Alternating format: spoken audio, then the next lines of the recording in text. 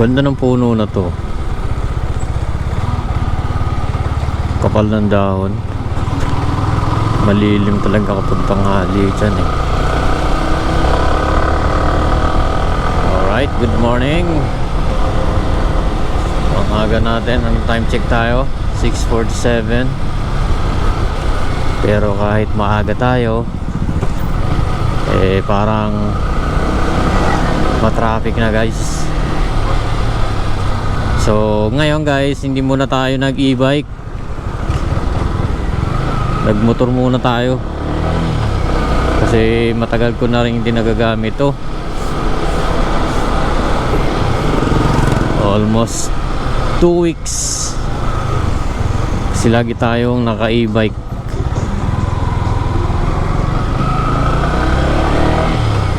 Mahirap din kapag hindi ginamit to eh. Sabi nga nila pagka hindi daw ginagamit masisira daw ang makina. Pinapaandar ko naman to, pero iba pa rin yung nagagamit mo siya talaga.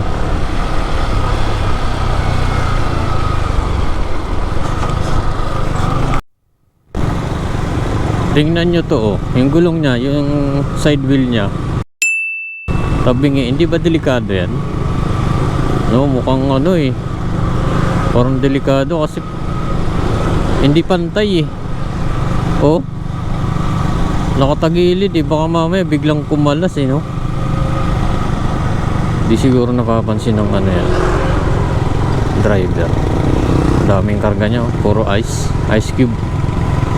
Itong ginagawa mo boy, bigla kang lumiliko.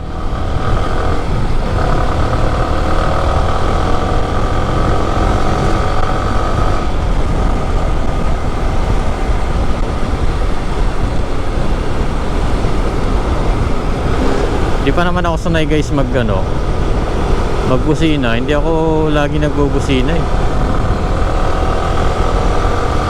Ginagawa ko na memreno lang talaga ako, tsaka umiiwas. Hindi ako mahilig bumusina sa sasakyan na